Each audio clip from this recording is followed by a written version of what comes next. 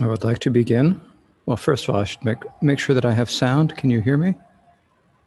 People are okay. I would like to begin by wishing those of us in Canada, a happy Canada Day. And good morning, good afternoon, good evening to everyone else around the world. And if there's a holiday where you are, then happy holiday, whatever day it happens to be. I'm not aware of all the holidays, and I probably would have forgotten about Canada Day, except people send me messages reminding me. And before I go much further, there is the Tibetan root text. I had mentioned the other day that I was going to make the Tibetan root text and post it on the internet and give you all, I don't know if I went through the specifics, but I was going to send it to you. So I made it and I got it ready to send to everyone. And I had it all ready, and I had a note to mention it yesterday, and I forgot to mention it. So all of those who are watching this on YouTube, you can check in the comments below the video. The comments might not go up until after the actual video is until we finish the class, but there will be a link for the root text. Those of you watching on Zoom, I have just sent you the link over chat. So for those of you who want the Tibetan text, I have made a copy for you. So I think that's our business end of today's class. So we will begin the actual class by, as usual, thinking about our motivation, and please try to recite the prayers of going for refuge and rousing bodhicitta with a good motivation of wanting to bring true benefit to yourself and all other sentient beings throughout space. O Sangye Chedan Tsogi Chonam La Chancho Bardo Dane Kyabsum Che Dage Chenyen Yibe Sanam Ki Rola Penjer Sanje Robar Sho Sangye Chedan Tsoge Chonam La Chancho Bardo Dane Chabsum Je Dage Chenyen Gibe Sanam Gi Drola Penjer Sanje Robar Sho Sangye Chedan Tsoge Chonam La Chancho Pardo Dane Chabsum Che Dage Chenyen Gibe Sanam Gi Dola Penjer Sanje Drobar Sho until enlightenment I go for refuge to the Buddha, Dharma, and the sublime Sangha. By the merit of my listening to the Dharma, may I reach Buddhahood to benefit beings. Semjen tamje dewa dan dewe judan demro juju donga dan donga ji judan rawa jurji donga mebe dewa tamba dan minrawa jurji Nyeren Shatan Nitan Ralave Tanyon Shembola Nebra Jurchi. May all sentient beings be happy and have the causes of happiness. May they be free of suffering and the causes of suffering. May they never be parted from the highest joy, which is free of suffering. May they dwell in the great equanimity, free of attachment or hatred for those near or far. Now, please think to yourselves that we must bring all of our parents, all of our all sentient beings with whom we have had strong connections for lifetime after lifetime. And that we need to repay the kindness that they have shown us in the past. And so the only way to do that is to bring them to happiness now or as soon as we can.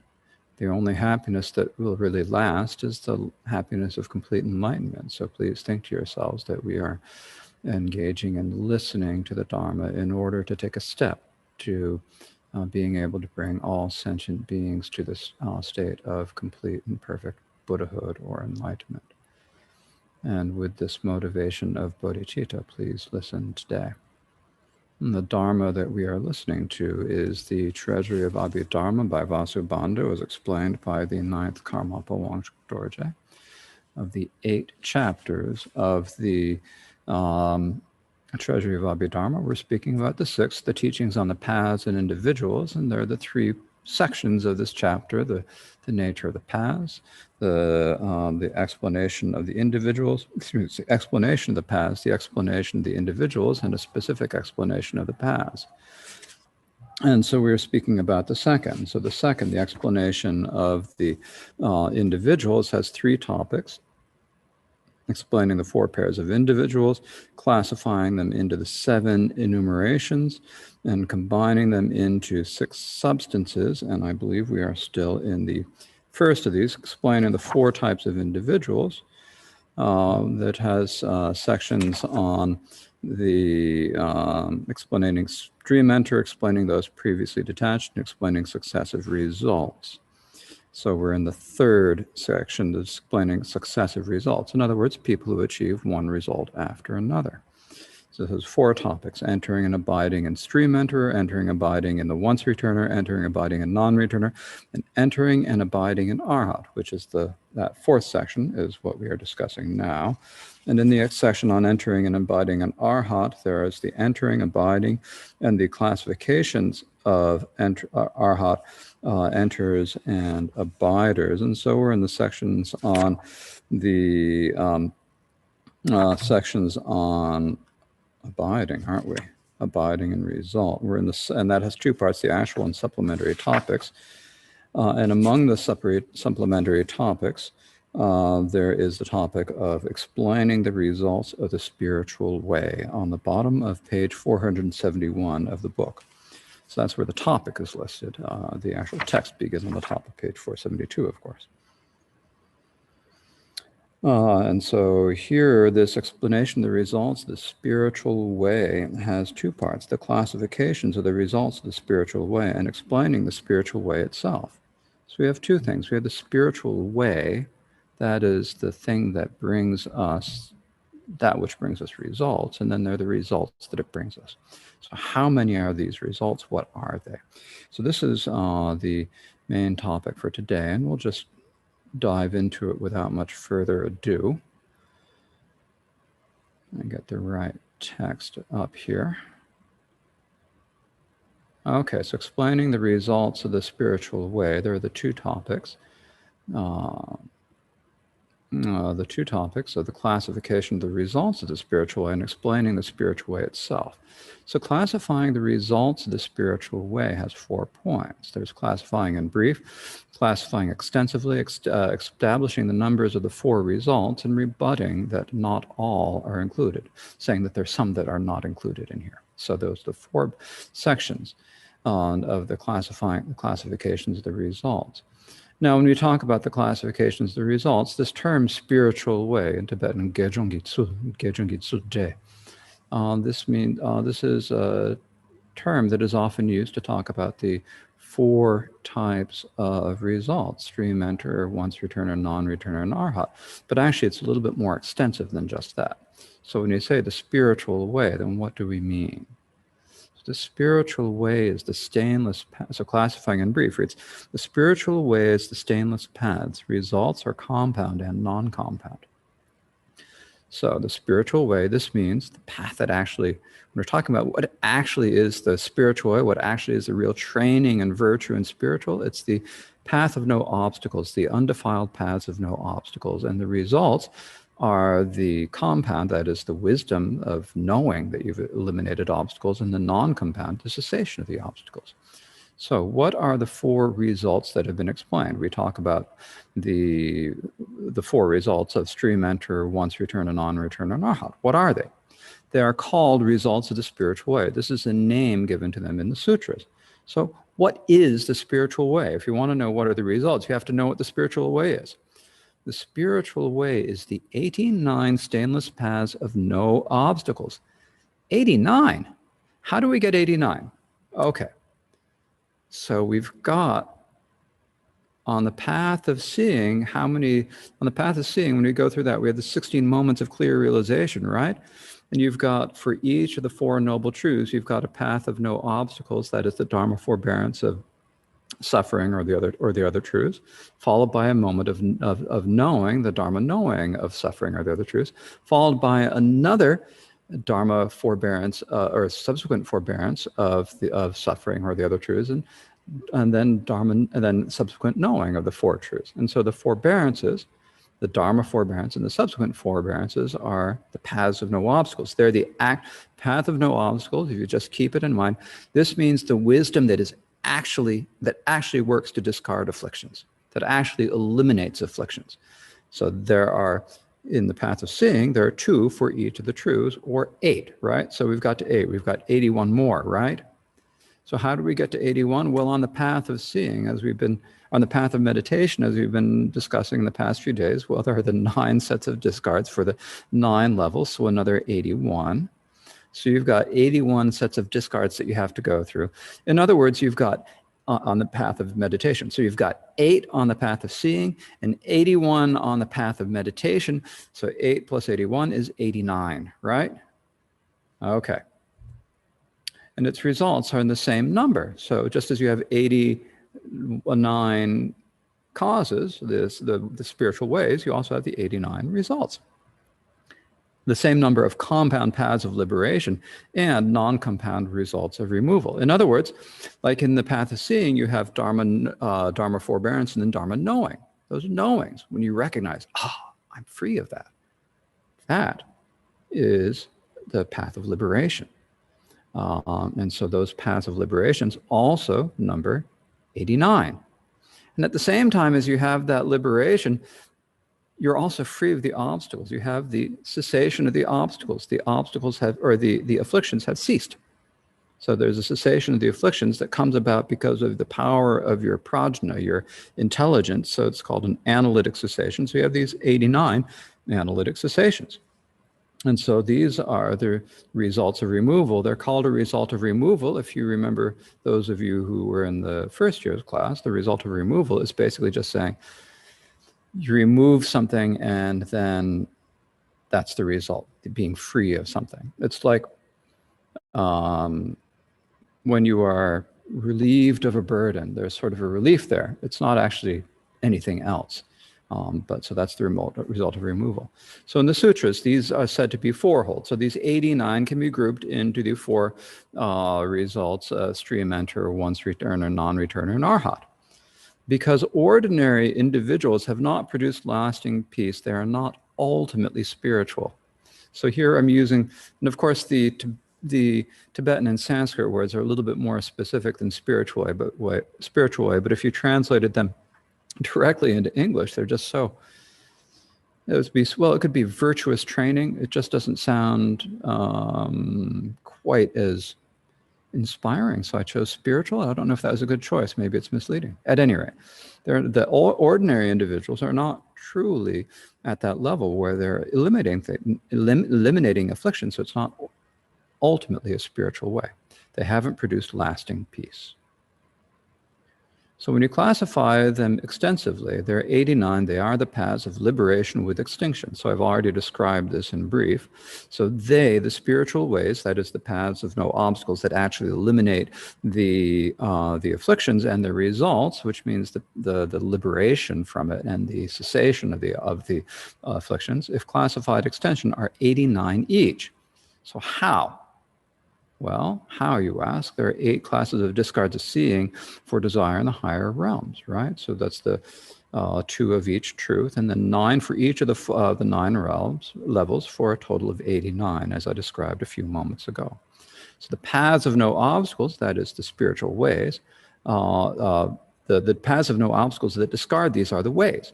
So when you have the forbearances on the path of seeing and the paths of no obstacles on the path of meditation, those are the spiritual ways. They, that is the results of the ways, are the 89 composite paths of liberation along with the 89 cessations that are the extinction of those discards. So that's essentially the same as I've been saying.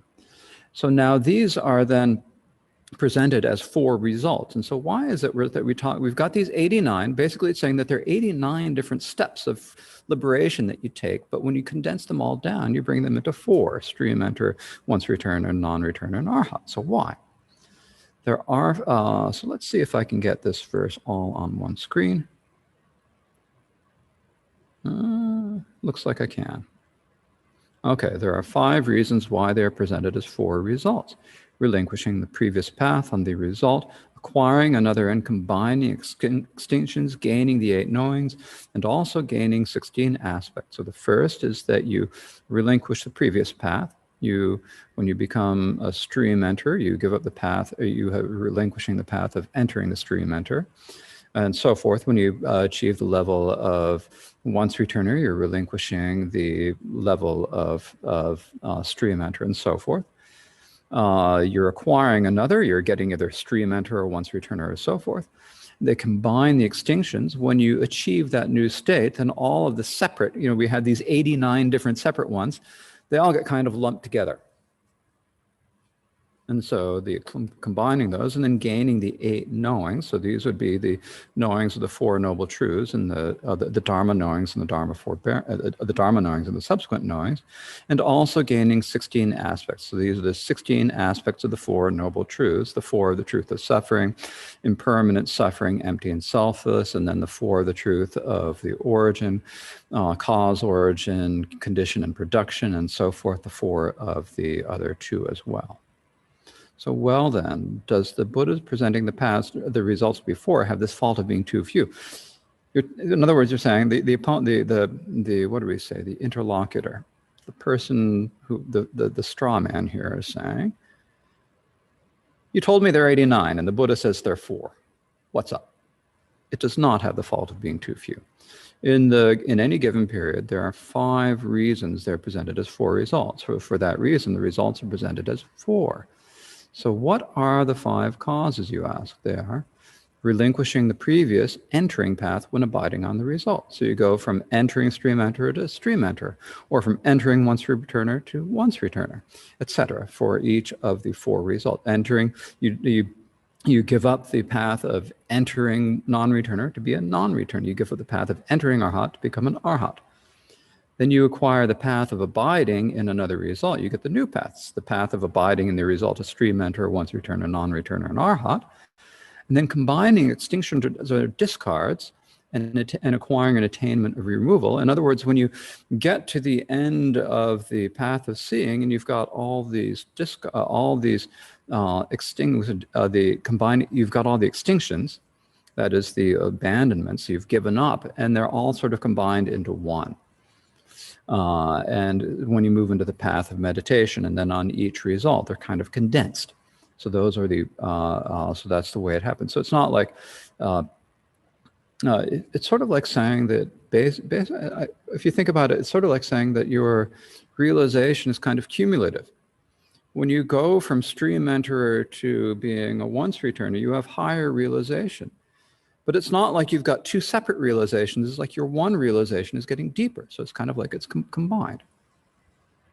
And also the complete, you have the complete set of the 8 knowings, the 4 Dharma knowings, and the 4 subsequent knowings, and also the complete attainment of gaining all 16 aspects of impermanence and so forth, the 4 aspects of each of the truths. So those 4 aspects are described later. We will get to them soon enough.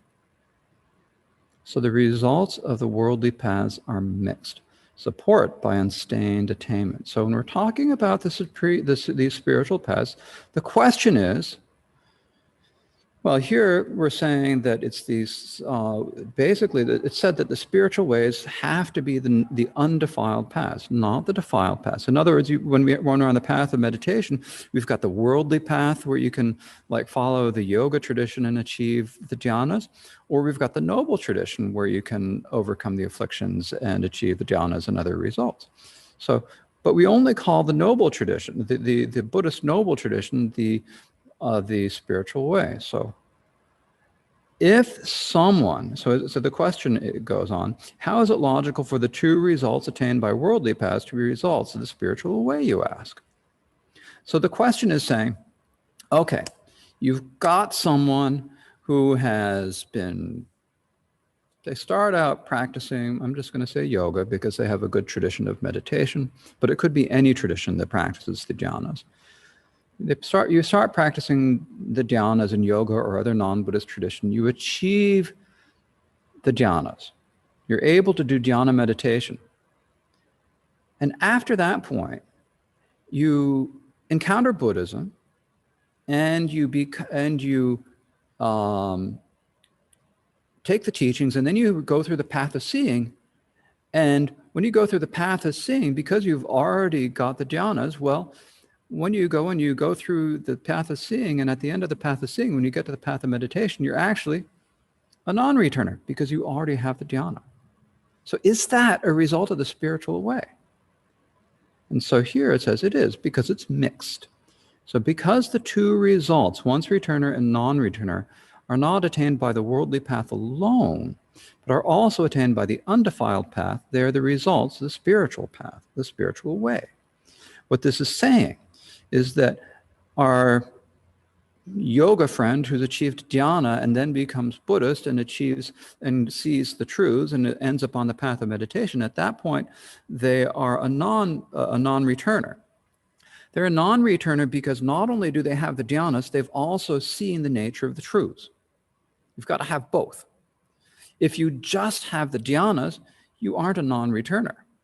So you have to both have both have gone through the path of seeing, that's the undefiled path, but they also have the defiled path of the worldly path, and the two are combined. So it's those two together. So the results of the worldly path are mixed. So with the two types of the results for individuals who are previously detached, that is, who previously developed dhyana or formless meditations, it is because of both the previous defiled attachment of removal, that is the elimination of the obstacles when they're through the non-Buddhist path, and the later removal of the that is the removal of other afflictions through the undefiled path of seeing. They're mixed into one and attained together. So they're brought together. Or if you are going through a successive result, so this would be someone who goes on the Buddhist path, but they don't like to use insight meditation, and instead they achieve the dhyanas by by practicing shamatha and using the worldly path, which is another way that some people do it. Everyone has different ways of going through the path. So someone goes through the path of seeing. They could do the meditations on the 4 foundations of mindfulness, but instead they're going to do the preliminaries for the dhyana meditations, and they achieve the dhyanas through the worldly path, even though they're already a noble individual. So that person also has the previous unstained attainment of removal, which means the previous path of seeing. And that supports them. And that means that their result is also a result of the spiritual way. In other words, these people, it's kind of, for both of them, it's if you achieve the results through the worldly paths, it gets it works together with the Buddhist path to become the result of a Buddhist path.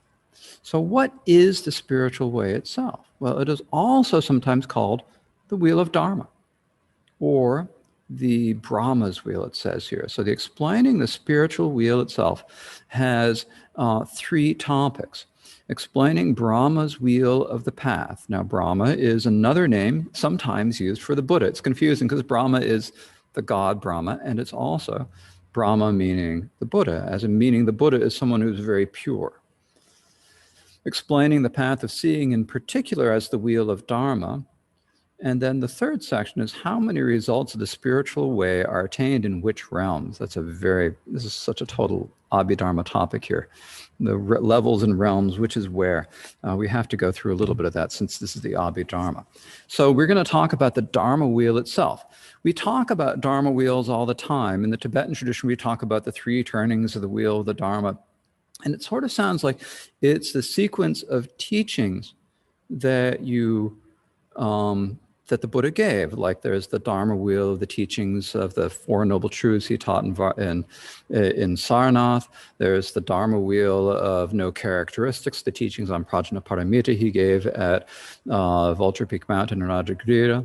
And then there's the 3rd turning of the wheel of Dharma, the wheel of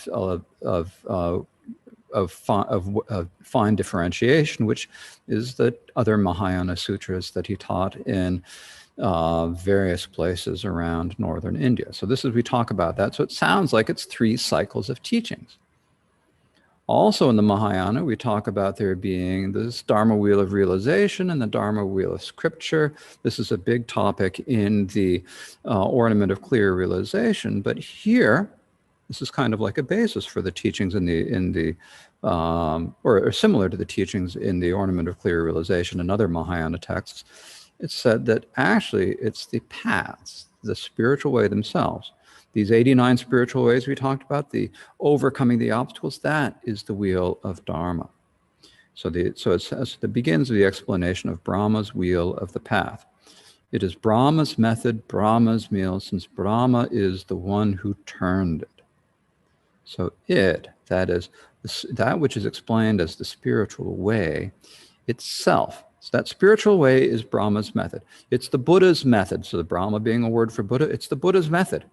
Why is it the Buddha's method? Because it discards many types of non-virtuous dharmas, of afflictions and misdeeds. It discards them entirely. The Bhagavan is the Brahma of the unexcelled, undefiled path, the method of Brahma. So saying the Bhagavan Buddha is Brahma because he's pure. And he's the one who teaches the unexcelled, undefiled path. And that path that he teaches is his method, so it's the method of Brahma. So it's called Brahma's wheel, since Brahma, the Bhagavan, is the one who turned it. So as it says in a sutra, the Bhagavan is called Brahma. He is also called peaceful and cool. So the Brahma is called by the name Brahma because he's pure. He's called peaceful because he has peace. And he's called cool. And this is not using cool in the meaning that we used to use it back in the 1970s and 80s and 90s, and not in the meaning that they now say chill for. But this is like cool as in like free from suffering. Cool. The cool as the relief from the heat of suffering. So cool. So explaining the path of seeing in particular as the wheel of Dharma.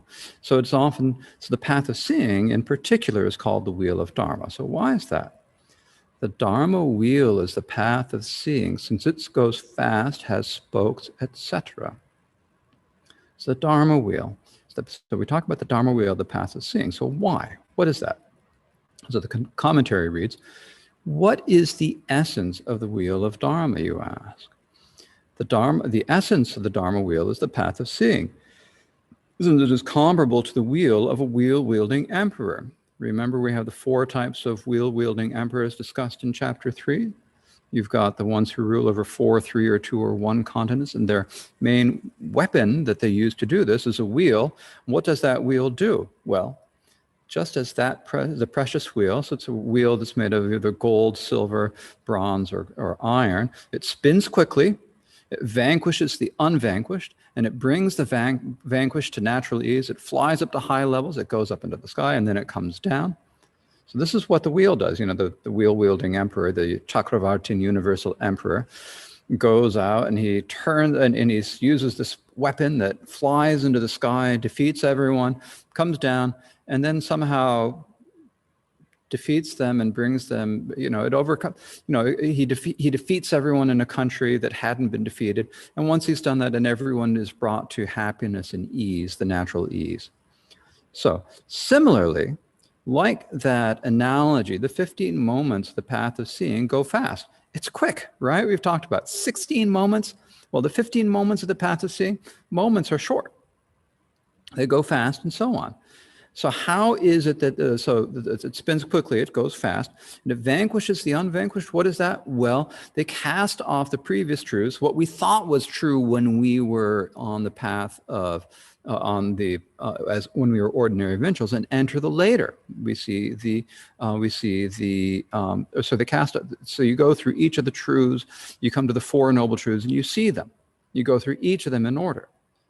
So the path of no obstacles, vanquished personality view, and the other unvanquished afflictions by severing their attainment. So it defeats them. So it's vanquishing them. Severing attainment, in other words, you no longer have them.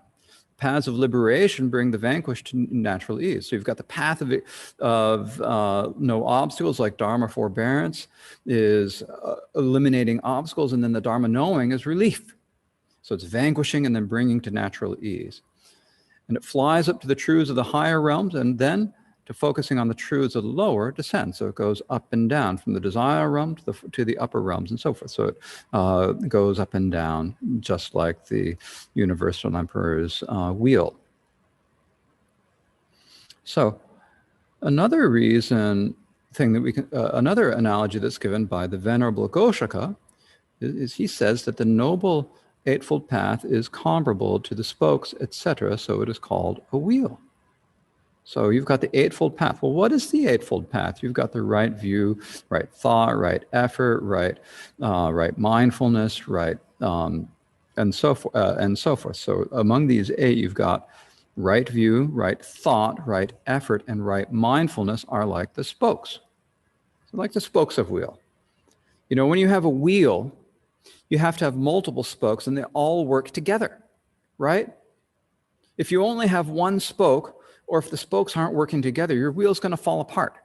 All of the spokes have to work together. And in that same way, your right view, right thought, right action, right mindfulness are like the spoke. Actually, not right view, right thought, and so forth are like the spokes. Then the next 3, right speech, right action, and right livelihood are like the hub. The hub is, these are all discipline. Discipline is like the basis for everything. If there is no hub holding the wheel together, it's going to fall apart. So if you don't have these 3 aspects of the Noble Eightfold Path that are disciplined, then it's just not going to work. And then right samadhi is like the rim. You've got the rim of the wheel. So what does the rim do? It keeps everything together. No rim, those spokes are all just going to fall apart, and then you won't have any wheel. In the same way, samadhi keeps everything together. So that's kind of how the path of seeing and the Noble Eightfold Path are like a wheel. So where does the saying that the path of seeing is the wheel of Dharma come from, you say? Well, I'll just go through this commentary quickly, and then I'm going to go through in more detail. When the path of seeing arose in noble Kaundinya, the yakshas above the earth exclaimed, "The Buddha has turned the wheel of Dharma." And this was repeated 3 times. Okay. So there's a repetition for the essence of each truth. So these are the noble truths of tulka, origin, cessation, and path. And there's a repetition for each of their actions. I shall respectively know them, discard them, manifest them, and meditate them on. And there is a repetition for their completions. I've known them, discarded, manifested them, and meditated upon them. And then for each of these, it's like upon appropriate attention, the I, knowledge, awareness, and mind arose, divided each into 4. You multiply these, there are 12 repetitions and 48 aspects, but they're similar in being sets of 3 and 12. So this paragraph here is a reference to the Buddha's first teaching, the teaching on the 4 Noble Truths that he gave in Varanasi. So what is it? How does it that teaching worked? So what happened then on that occasion when the Buddha first taught the Dharma is he went from Bodh Gaya, he met his previous 5 disciples. At first they tried to reject him, but they couldn't for long.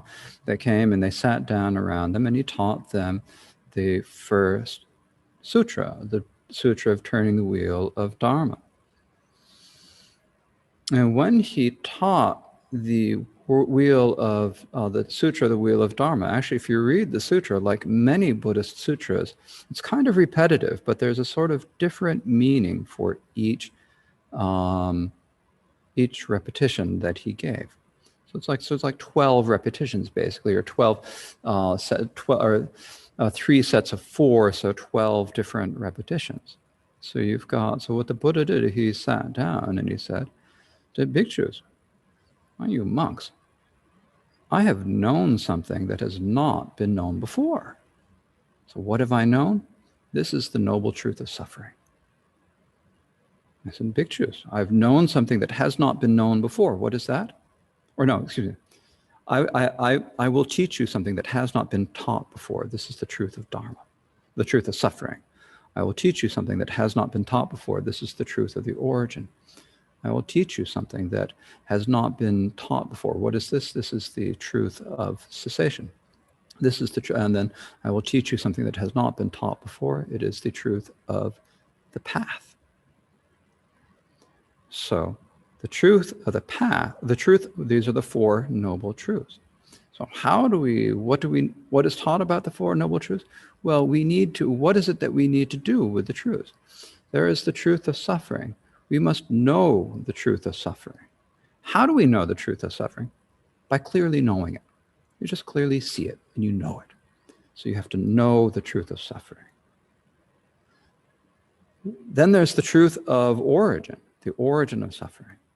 What do we need to do to the truth of the origin of suffering? Well, we need to abandon it. What is the origin of suffering? It's karma and afflictions. This is the truth of the origin. We need to abandon it. How do we abandon it? We abandon it by clearly knowing it. Then there's the truth of cessation. We need to manifest the truth of the cessation of the afflictions and the karma. That's the truth of the cessation of suffering. And how do we manifest this truth of suffering? By clearly knowing it. And then there's the truth of the path. The truth of the path is the way to achieve, that's the truth that helps us to achieve the cessation. We need to meditate on the path. How do we meditate on the path? By clearly knowing it. So we have to clearly know each of the 4 noble truths. Then, so that's the second set of 4. And then the third set of 4 is, because of clearly knowing it, I fully know the truth of suffering. I have fully known the truth of suffering. Because of clearly knowing it, I have abandoned the truth of origin. Because of clearly knowing it, I have manifested the truth of cessation. And because of truly knowing it, I've meditated on the path. So you've got another set of 4. So that's 3 sets of 4, or the 12 cycles. And when he said this, then he was teaching to his good group of 5, and among them, there was the one named Kaundinya. And Kaundinya understood what the Buddha was saying. And the Buddha turned to him and he said, Kaundinya, do you know it all? And Kaundinya said, yes, Bhagavan, I know it all. And then he said again, Kaundinya, do you know it all? For the second set of 4, yes, I know it all. And then that's the second set of 4. And then for the third, he said one more time, Kaundinya, have you known it all? And Kaundinya said, yes, I've known it all. And then in the sky above, all the yakshas and gods and so forth all said, the all-knowing Kaundinya has known, the Bhagavan has turned the wheel of Dharma. And they said this 3 times. So that's the 3 repetitions of this text on the wheel of Dharma. So that is why that is how it went in the truth, that is how the realization happened in Kaundinya. So it's like at that time, the Bhagavan has turned the wheel of Dharma. As it says back in our texts, we go back to the book. Here it says, the yakshas above the earth proclaimed, Kaundinya, or the Bhagavan has turned the wheel of Dharma. That was repeated 3 times. And so there's a repetition because there are the 3 sequences. These are the noble truths of dukkha, or suffering. This is the noble truth of origin. This is the noble truth of cessation. This is the noble truth of the path. That is the first repetition, right? Then there's the second. There's a repetition for their actions. So what are the actions? I will know suffering. I will fully know suffering by clearly knowing it. I will discard the truth of origin by fully knowing it. I will manifest the truth of cessation by clearly knowing it. I will meditate on the path by clearly knowing it. That's the second. And so for the second time they said that was for that repetition. So the Bhagavan has turned the wheel of Dharma. And then there's the repetition for their completions. I've known them. I have known the truth of suffering by clearly knowing it. I have discarded the truth of origin by clearly knowing it. I've manifested the truth of cessation by clearly knowing it. And I've meditated on the path by clearly knowing it. So that's 12 aspects, right? And for each of these 12 aspects, it says, upon appropriate attention, the I, the knowledge, the awareness, and mind arose. And so here, when we talk about the I, the knowledge, the mind, and the awareness, there's an I that arose. What is that? At that time, Kaundinya could perceive it. It was evident to him. The 4 truths were evident to him, so there was an I. And he had no doubt, and so for that reason there was knowledge. He knew it, and then he knew the true meaning, and so for that reason it is awareness, and it was pure, so it was the mind. And so we had these 4 aspects. So that's why we have these 4 aspects of the I, seeing it clearly, of the, I'm looking at different things. The I, which is seeing it clearly, the knowledge of no doubt, the awareness of seeing the true or the right meaning, and the mind of the pure aspects of it for each of these 4. So you've got those 4 for each of the 12, and that leads to 48. Right? So this is how we get the numbers. In the Abhidharma, we love numbers. So if you multiply these, there are 12 repetitions, and then the 4 of I, knowledge, awareness, and mind, and 48 aspects. So they're the similar in being sets of 3 and sets of 12, so that's what they are called. So you've got sets of 3. What is it? Well, it's the essences of each of the 4 truths, the actions of the 4 truths, and then the completions of the actions for the 4 truths. So that's 3. Or 12 is if you break those 3 actions into each of the 4 truths. So it's similar, so that's what they're called. So there are 48 different aspects. We call them either 3 or 12 because it is like, for example, in a, sometimes we condense these things. Like we have 12, as it says here, for example, there are 12 sense bases. I'll highlight that for a moment.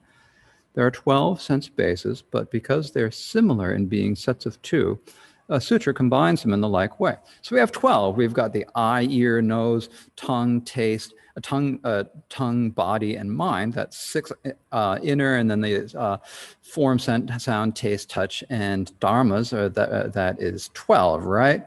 But the Buddha says, bhikshus, I will show you 2. Listen to them well and retain them in your mind and explain them. So what are the 2, you ask? The eye and form, that's 2. The ear and sound, that's 2. The nose and scent, that's 2. The tongue and flavor, that's 2.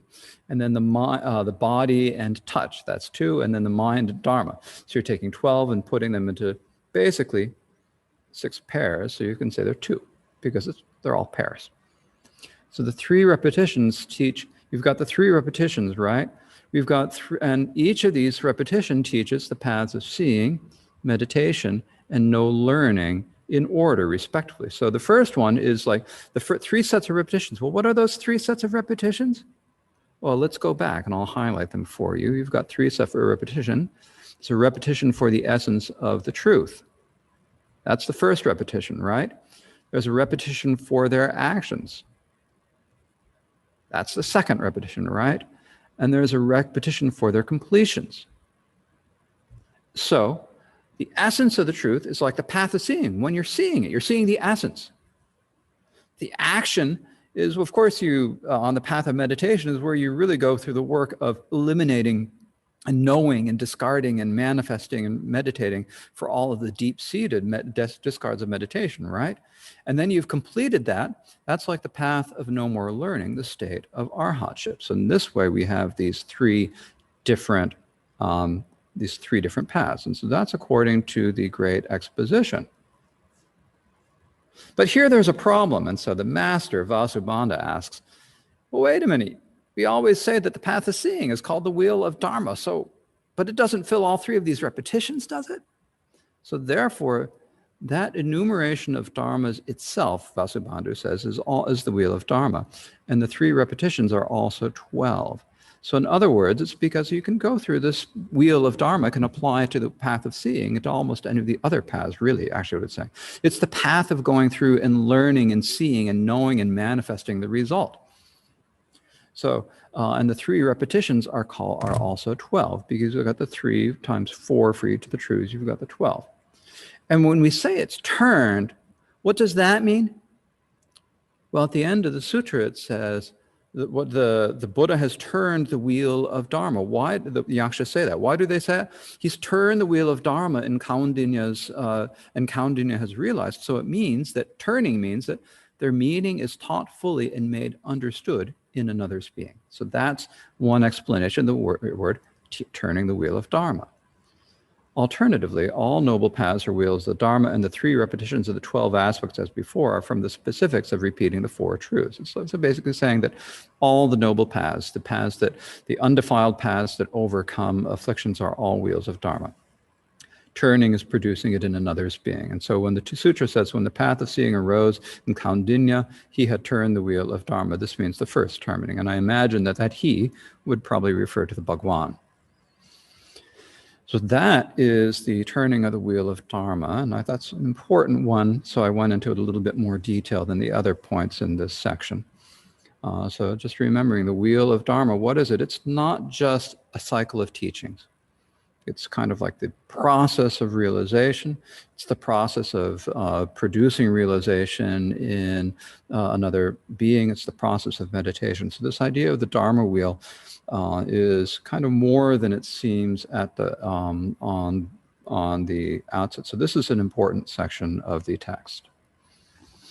So now to move on. So how many results of the spiritual way are attained in which realms? And so this has 2 points, because we've got these results of the spiritual way. Basically, they're either 89 or 4.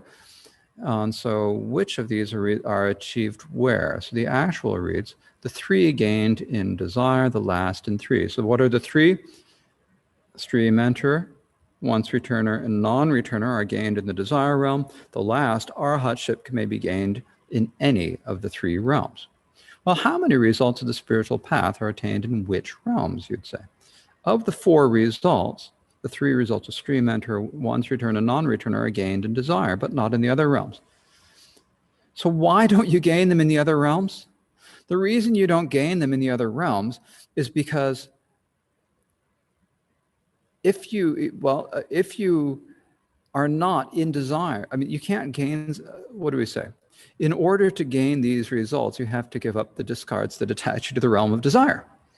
So if you are already free of the discards of desire, how can you do this? You can only begin the path of seeing in the desire realm on a human body. So you have to be in the desire realm in order to achieve those results, whether you do it successively or through previous detachment. The last result, though, once you have become a non-returner, you can either manifest the result of an arhatship either in that lifetime in desire or in a future lifetime in form or formless, so it can be attained in all 3 realms. So here's the doubt. Above there is no path of seeing, as there is no weariness, and scriptures say, commence here, come to the end here. So our interlocutor, the straw man, is saying, in that case, well, you've got there 3 gained in desire. So It's logical that the results of stream enter and once returner, which are attained by those not detached from desire, are not attained in higher realms. But why isn't the result of non-returner attained there, that is in higher realms? Because like you might be previously detached. Well, above, you can't achieve the path of non-returner if you aren't in the desire realm, and or if you haven't achieved the path of seeing. And you can only achieve the path of seeing in desire. So above the realm of desire, there is no path of seeing. So without that, there is no attainment of the result of a detached non-returner. That means a detached means someone who has no attachment for the desire realm. That is the proof. In other words, if you are born in the formless realm or the form realm, you can't see the natures of the truths if you have not already seen them in the desire realm. And if you don't see those, then there's no way you can become a non-returner. If you achieve the dhyanas or the formless in the desire realm and then later enter the path and go through the path of seeing, then you become a non-returner, but your body, you're still on the support of the desire realm. So you have to be in the desire realm. So why is there no path of seeing there, that is in the higher realms? In the formless realm, there's no listening, and one does not focus on the lower realms. You can't listen to the scriptures because there is no form, and sound is form. There's just no way to learn anything. You're off in this deep meditation, zoned out. And one does not focus on the lower realms. It's too far away from the desire realm, so you can't see the suffering of this realms. In the form realm, one never grows weary because there is attachment to the bliss of absorption. It's like, you never be weary of the world and never revolted with the world because it's just like too nice. You're feeling a little uncomfortable? Let's just sit back into dhyana meditation and everything's cool, everything's fine, right? And if there is no world weariness, one cannot attain the noble path. You have to think that the world is suffering and see that the world is suffering if you're going to achieve the noble path, if you're going to go through the path of seeing. Thus, there is no path of seeing here. That is the logical proof. And it is also taught in the scriptures. It is also because the scripture that teaches the 10 groups of 10, which is the name of a sutra, says, the 5 individuals from those who pass into nirvana in the between state to those bound for higher commence here and come to the end there. So so the 5 individuals are what? Those who pass into nirvana in the between state, those who pass into nirvana upon birth, with effort, without effort, and who are bound for higher, begin here in the desire realm and then come to the end there in the higher realms. So in this, here is desire and there is the higher realms. Commence means to enter the gate of the path of liberation. In other words, to go through the path of seeing. So here we've completed that section. We have now come to this part on the classifications of arhats, enters, and abiders. So classifying in 6 and classifying 9. So basically here, we're in the part where we're talking about different types of arhats. Because not all arhats are the same. Some arhats are Buddhas. Some arhats are like Shariputra. And some arhats are just like kind of regular arhats. Some arhats are like Utpalivarna. I mean, she was a great arhat too. There are lots of arhats, and they're all on kind of different levels. Some, well, anyways, we'll get into the classification. There are 2 topics, classifying in 6 and classifying in 9. So classifying in 6 has 2 topics, the actual classification and the methods for refining faculties. So the actual classification has 2 topics, the overview and the explanation. So the overview reads, it said there are 6 arhats. So there are 6 different types of arhats, it says. There's a verse that came up earlier. I think it's verse 29, from knowing extinction and non-arising. Oh, what was it? Yeah, from knowing extinction and non-arising, intelligent. From knowing extinction comes the non-arising intelligence if they're unshakable. So we spoke about unshakable arhats. So does that mean that there are classifications of arhats? You ask. There are, because in the sutras it is said that there are 6 arhats. So it's taught that there are 6 different types. The regressed one, or the one who's going to kind of regress, the one with the volition of death, one who realized, in other words, this is one who realized, boy, I'm in danger of regressing. It would be better to die before I regress.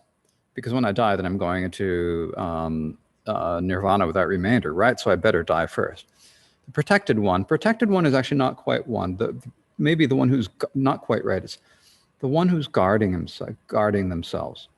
kind of keeping track. They're like, oh, I'm afraid I could regress, so I have to be careful. The one who's unshaken from abiding, they're one who's kind of saying, they're not, if any minor thing happens, they're not going to regress. Maybe if there's a strong condition that happens, then they might regress. But if there's nothing like that, it's kind of just minor, they're not going to regress.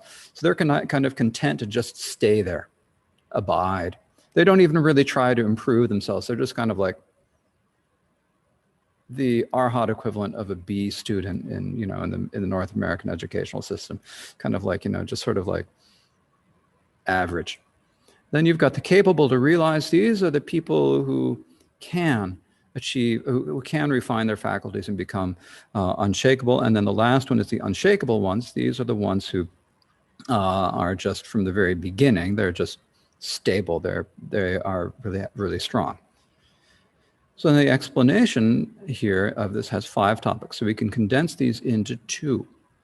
The families and the results from which one regresses, and applying the classifications of families to others. The 4th is on which faculties can be refined, and then the 5th is the complete classification of regression. So to take these 6, we can say that there are 2, those who have occasional liberation and non-occasional liberation. So what is that? So let's resize the screen again, see what we can do to get the next verse all together. There we are. So teaching the 5 families is occasional liberation. So 5 of whom come from the convinced through faith, their freedom is occasional. So basically, back when you are on the path of seeing, you start out, and we start out as having those followers of faith and followers of Dharma, right? That's on the path of seeing. And then when you finish the path of seeing, those people who are called followers of faith are called convinced through faith, right? And then those who follow the path of who are followers of Dharma, the ones who can actually have the progeny and can really see the nature of things, they become the attained by seeing. So we've got those 2 types back on the paths of seeing and meditation, right? The convinced through faith, that's the lesser capacity, and then the attained through seeing, the people of sharp faculties who see the nature on their own. Convinced through faith basically means that you have to learn from someone else. You don't see it on your own.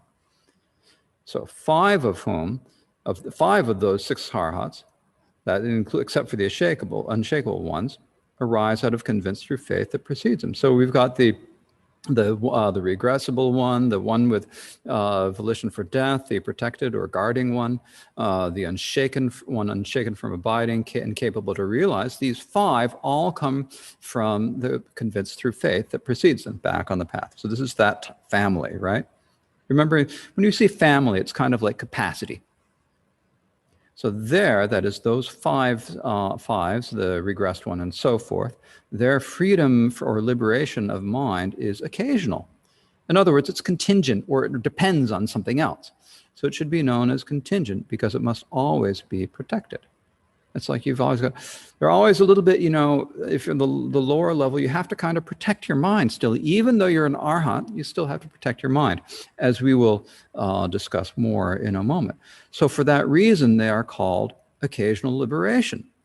So they depend upon an occasion, and they are liberated. So they're occasional liberation. This is kind of like saying butter dish, I translate it as, it's actually more like a jug of oil. Or a vat of oil. You could say a vat of oil, or an oil vat, or oil jug. We don't usually say this so much in English. We don't store jugs of oil as much anymore. You get the plastic bottle from we'd say a bottle of oil or an oil bottle. That's what we'd say in English. Or oil can. A can of oil and an oil can. That's what we'd say.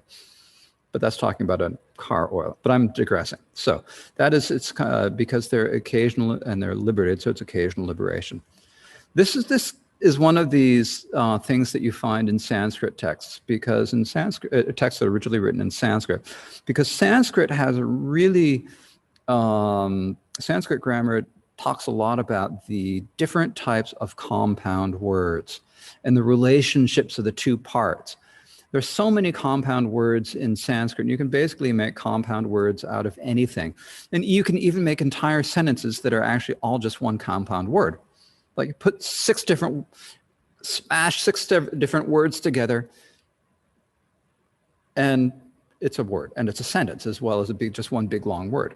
So there are a lot of these analyses in the text from the Indian tradition of the grammar saying like, well, what sort of it? So this is sort of saying that this is what we'd call a tatpurusha, a compound, is saying where the liberation is modified by occasional, just like a dish is modified by butter to become a butter dish. So because they depend upon the specifics of provisions and good health and place to manifest samadhi, they depend upon occasion. So if they're hungry and if they're sick, they're going to have trouble meditating. But the Buddha, doesn't matter if he's sick or hungry or what, he can still meditate, right? So that's the occasional versus the non-occasional. So teaching the sixth family as non-occasional liberation, the unshakable one cannot be shaken. So that is non-occasional freedom, born out of the attained through seeing. So because the liberation of the unshakable one cannot be moved through regression, they can't regress either from the result or from manifesting any of the qualities, so it cannot be moved. It's unshakable. So for that reason, that is called the non-occasional freedom. So occasional depends on the occasion, non-occasional does not. Because it directly manifests the samadhi of all that is desired, it is not dependent upon occasion, and it is liberation. So whether it's food or not, or a nice place to do meditation, doesn't matter. The non-occasional arhats, which would include people like the Buddha, Mahaprajapati, Utpalavarna, and many of the great arhats from the time of the Buddha, both male and female. Alternatively, of these two results, it is possible for one to regress and impossible for the other. So one is liberated until another occasion, and the other is liberated forever. So when you talk about the occasional, we could say that they're liberated until the occasion when the regress happens. And the other, no regression, so they're liberated forever. So they're non-occasional. So for this reason, they're occasional and non-occasional. So the unshakable arhat is definitely preceded by attainment through seeing. And so it should be known as born out of the cause of attained through seeing. So now the question is, are you in this same track from the very beginning? Are you stuck in a track, or can you change? Or if you look at yourself and you think to yourself, boy, my faculties are pretty dull right now, are you out of hope? Or can you improve? Like, I'm sure that for myself, I'm definitely on the regressible level. Am I permanently on the regressible level? No. If I worked, if I actually did meditation, I might be able to move up to another family, right? So some from the first are in their family, and some become through purification. So are these six arhats in one family only from the very first, that is way back when, or can they change later? Of these six arhats, some from the very first are in the family of those with volition of death and so forth, and some become it through the purification of their faculties from regressed one to the one of volition for death. Know that it is thus up to the unshakable one, it is said. So you might be kind of in the family of the regressible one from the very beginning. You just stay in that family the whole time. Or you might think, well, I'm in this family, it's dangerous, I need to get better. And then you might do the meditations that refine your faculties, that is, that increase your capacities and move you up to the next higher level. And so you do those, and then you refine your faculties, and you reach the next family, which is the one with volition for death. And then thus up to the unshakable one. So you might be any one of these families from the beginning, and then or you might refine to become one of those families. So we talked about these six, and I gave a brief description of them when we first talked about these six families. Actually, in the auto commentary, it gives the description of the six families. We're at the point where I also gave that description. But here in Wanchuk Dorje's commentary, he describes the six families here. So what are these? What is the nature of these six families? Regressed ones are without a doubt regressed from the result. So if you're in the family of regressed ones, then when you become an arhat, you're almost certainly going to encounter some situation and lose your mindfulness for a little while. You'll gain it back, but you will lose it for a while. And the second one is those with volition for death. So those with volition for death think, I translate it as if I do not kill myself, but I think it's more like if I don't die. If I don't die, I will regress from my result. But if I kill myself, I will not regress. It's not like slitting your throat necessarily. Just like thinking it'd be better to die earlier.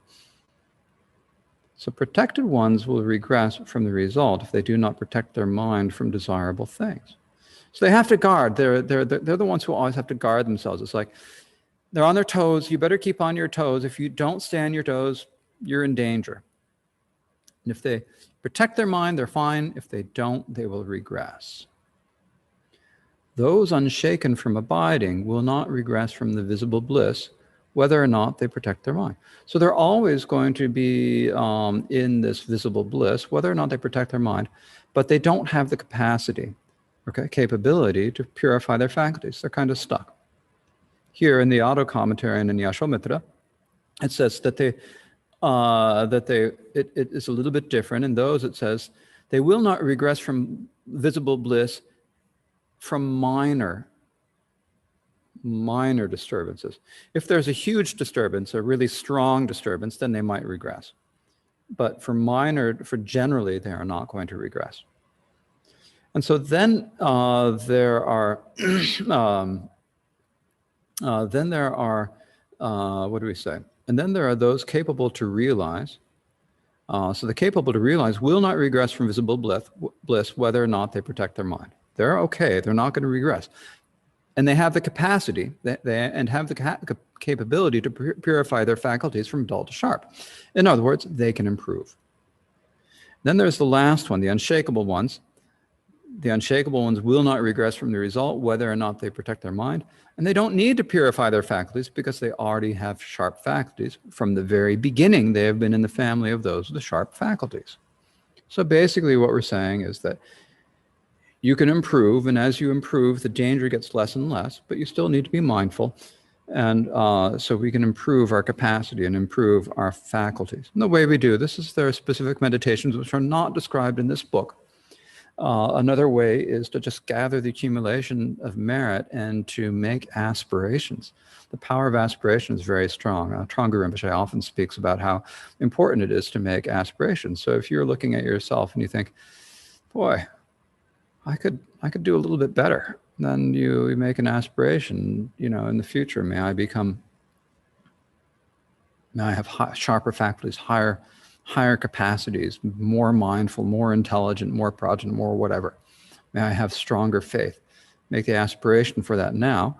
And the power of aspiration is strong. And so if you make those aspirations now, they will come to pass. Even if you think to yourself, oh, I'm pretty good now, you still should make aspirations. We can always be better until we get to the state of Buddhahood, right? Okay, so the families and results from which you can regress. So you can regress in a bunch of different ways. It's not necessarily regressing from the result. You can also regress from the family. So like if you're in kind of one of these families, you might be capable to realize, but then just be so lazy. Actually, they're not really, they won't regress, but in the other ones, in the unshaken from abiding, they're kind of lazy. They're kind of the B students. They're kind of lazy. If they're extremely lazy, they might regress. So the 4 regress from family, 5 from result, not from the first. What does this mean? Well, can these 6 different types of the arhats in these 6 types of families all regress from their result or family, you ask?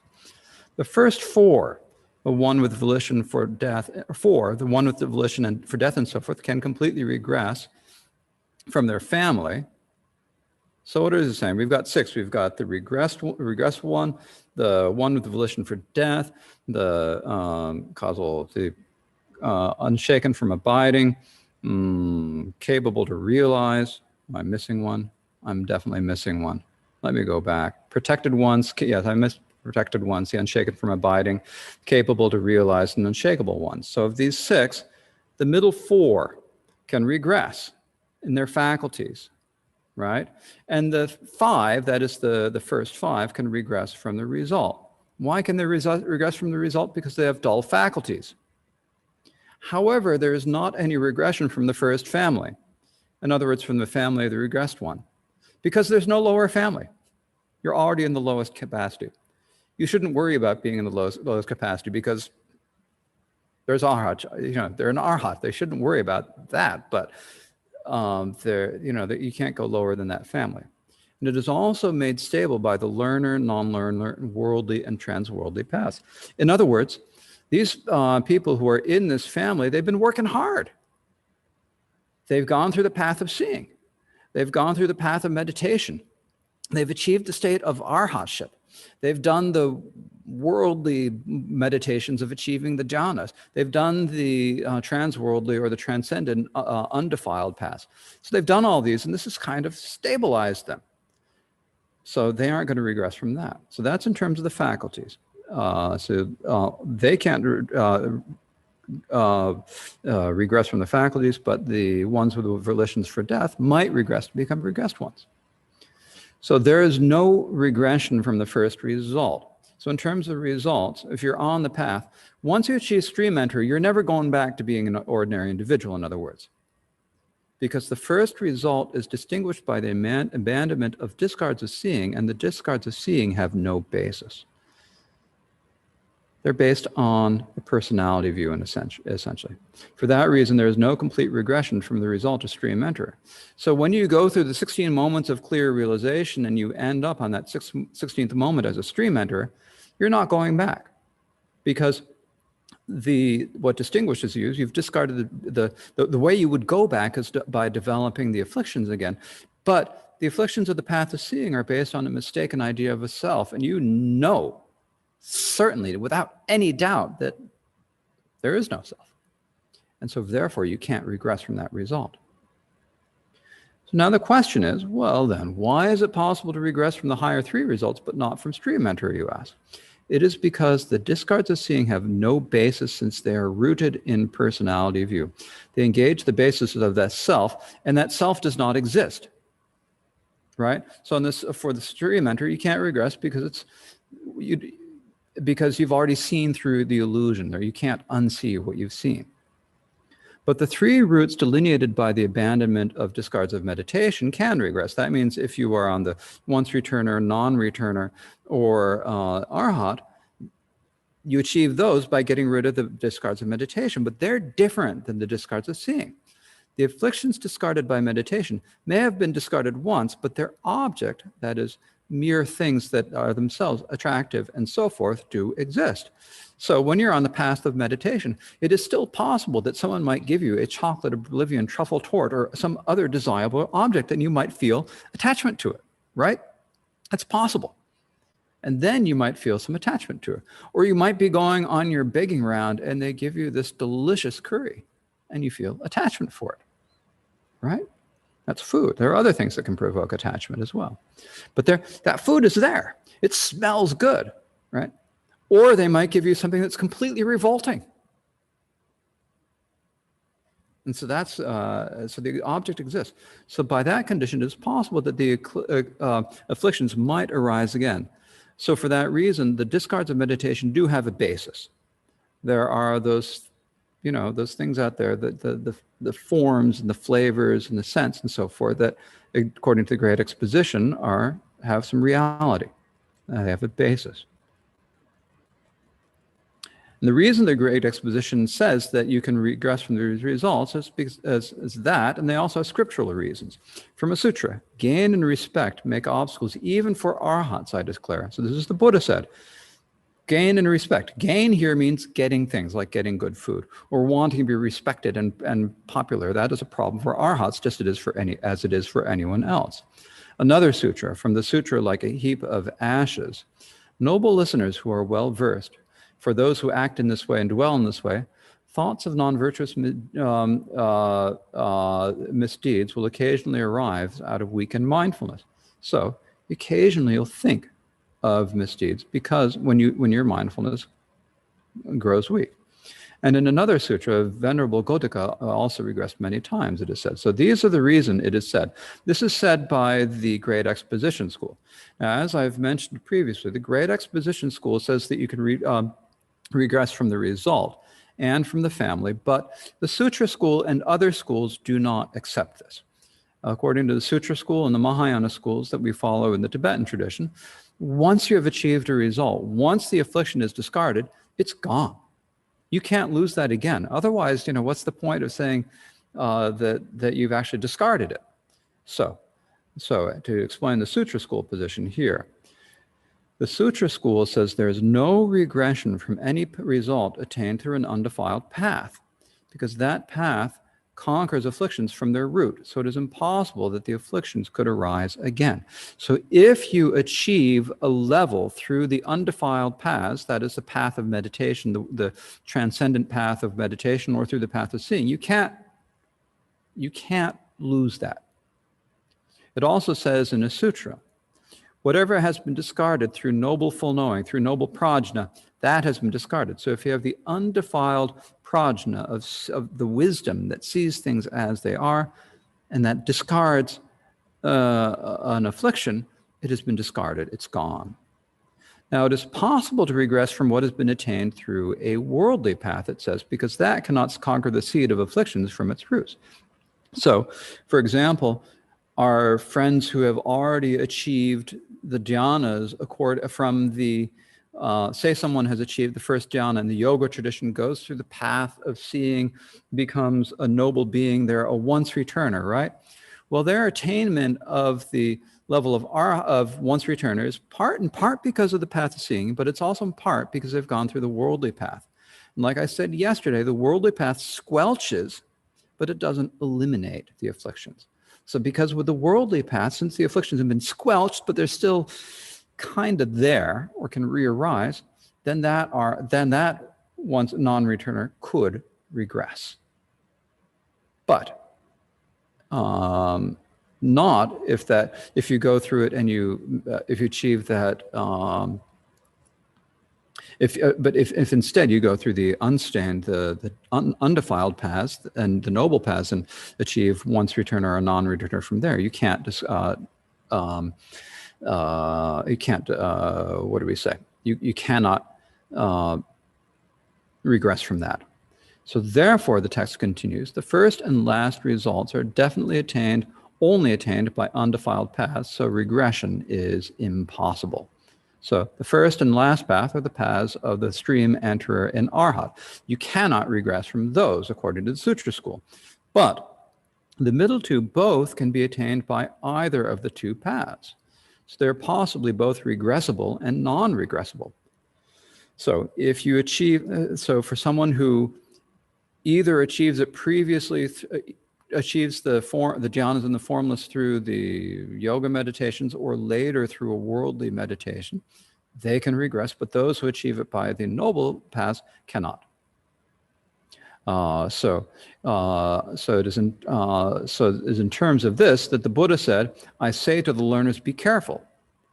While that was not said of the non-learners. The Buddha didn't say this to the arhats. Notice this is, I say to the learners. That means the stream enterers, once returners, and non-returners. You have to be careful. An arhat, you're okay. Well then, it says, if all arhats thus become only unshakable, why are they explained as 6, you say?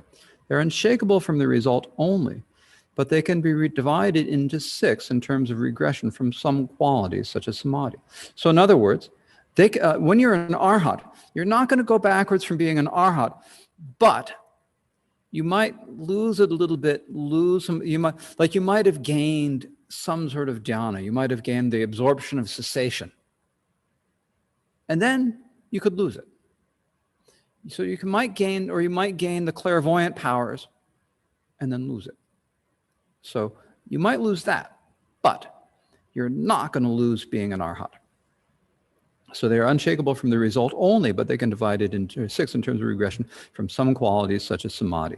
So that is the intent by saying that gain and respect make obstacles. So the latter two scriptures are intended in terms of learners. So these are the other two quotations that were given as proof of their being of arhats possibly regressing. So I think that is a good stopping point for today. And we will pick up from this point. Today is what? Today's Thursday. So we will have a class tomorrow. Or is it Friday? Doesn't really matter which day it is. It's all the same except for Monday. Okay. And I don't see any questions from our Zoom audience today. And of course, anyone can send questions by email at any time. And please, just to let you know that the Tibetan root text is available.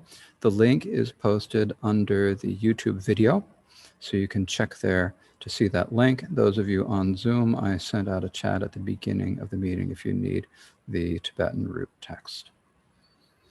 So now let us discard. Let us dedicate the merit. I've been saying discard so many times today that the D words are just kind of all. Let us not discard. We will not discard the merit. We will dedicate it instead. We will dedicate the merit to the benefit of all sentient beings, so that they may achieve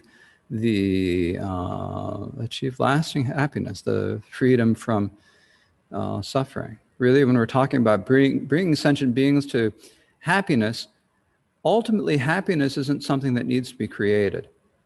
When we're talking about happiness, what makes someone happy is by removing all those conditions that make you unhappy. When you're free of the things that make you unhappy, then just naturally you're going to be happy. So when you're free of all, like when you're free of a terrible president, then everyone in the country just goes, ah. When you're free of this, and when you've got, a terrible president or whatever, then it's like, oh. Then the election comes along and there's a new one. It's like, right? It's similar.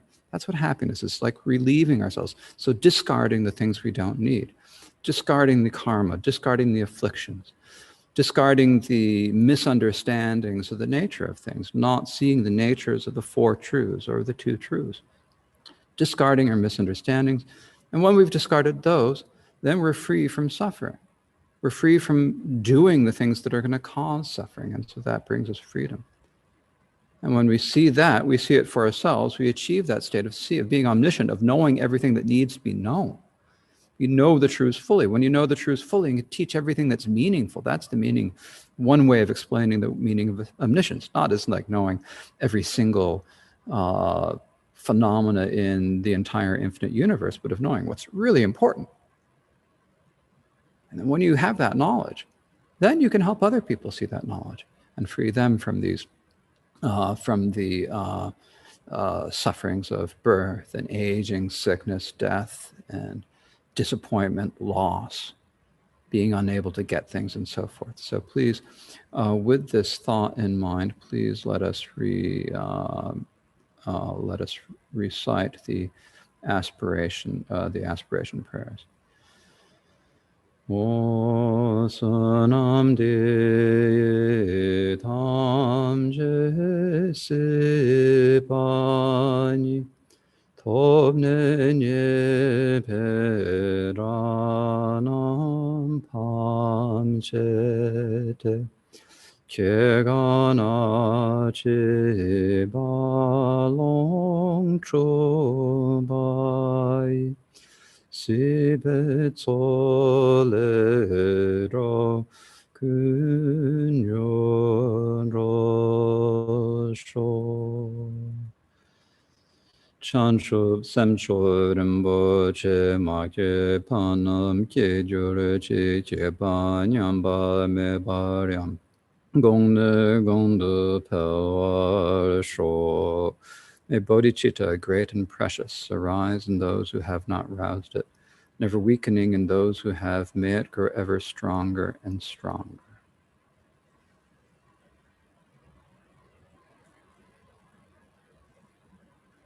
All right, thank you very much.